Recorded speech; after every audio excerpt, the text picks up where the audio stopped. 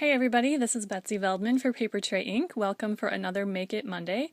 Today I'm going to be showing you how to make some quick and easy confetti garlands, and it's a technique that I've been doing on a few of my cards recently.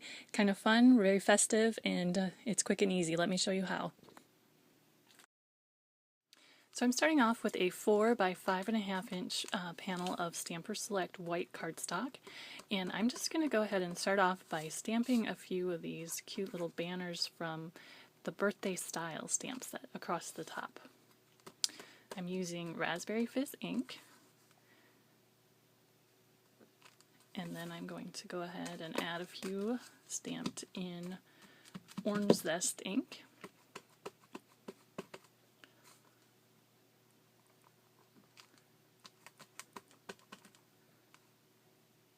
A cute stamp.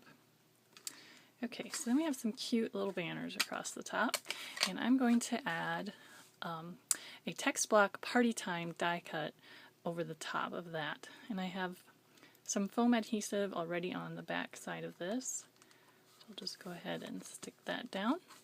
Okay, now it's time to make our confetti garland, and I have an assortment of things in my little box here. I am going to be using a silver thread. This is actually a DMC metallic thread. I picked it up at a quilt store a long time ago. And then I like to use a mix of regular sequins and die cut sequins for my confetti garlands. I have a bunch of shapes cut from Orange Zest, Summer Sunrise, and Raspberry Fizz inks, and these were cut using the dies that are included in the Shaker Shapes Circle collection. And then I also have some regular sequins, pink and orange, and these are from the Shakers and Sprinkles kit. Okay, so to start off, I also have a couple brads in here. That is what we're going to use to secure the garland itself. Okay, so I'm going to start off by setting those brads. You want to think about where you want your garland positioned, and then you want to set your brads in the proper place. So I want my garland running kind of across the top here. So I'm going to set my brads off to the side here. And I'm just going to go ahead and poke that cardstock with my needle first, so it makes it a little easier to poke those brads through. And then when I'm not going to make it super tight against the paper at first. Just, you want it a little loose so that you can wrap your thread around there in a little bit. And then I'm going to poke another one right over here. So that one will be ready to go when our garland is finished. Okay, so then I'm going to take my silver thread. I have my needle threaded on here already, and I'm going to take the one end and wrap it around the brad several times just to secure that, and then I can go ahead and tighten up that brad and make sure it's nice and tight against the paper, and that will hold that end of our garland in place. And then it's just a matter of stringing all of your shapes onto the thread using your needle, and I just be random about it. One thing I do like to do is I like to try to make sure that my die cut shapes are strung on back to front. That way the nice die cut edge will show through, and the more rough side will be against the back. So just go ahead and string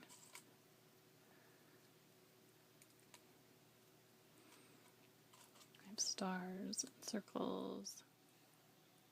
So you just string the sequins and die cuts until your garland is as full as you want it to be. I think mine is pretty good here. I have a nice bunch on here that spreads kind of all the way across. So I think that should be pretty good. So what I'm going to do then is I'm going to wrap the other end of the thread around the other brad. You'll want to pay attention to how long you make your thread. Is going to depend on, is going to determine how far your garland hangs down, and I kind of like it right about there, so I'm going to hold that in place and then just wrap that thread around the brad. And then just like we did at the start, then I'm going to push that back nice and tight against the paper to hold it in position. So then we have this cute garland. I can go ahead and trim off the end of my thread. And then if you want to, you can also take a little glue, and if you want to secure some of the little confetti pieces along the way with a dab of glue here and there so that your garland stays in place, you can do that, or you can just let it hang free too. It's totally up to you. I'm going to add just a few dabs of glue.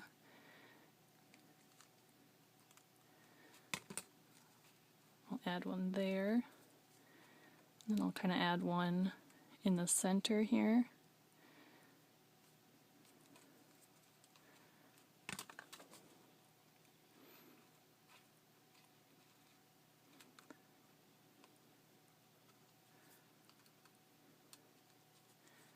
And then another one over on this end. Just keeps all of the confetti from kind of ending up on one end of the garland. Okay, that's all there is to the garland, and then I can just go ahead, and that finishes off the card. And then I'm just going to go ahead and adhere that to a raspberry fizz card base.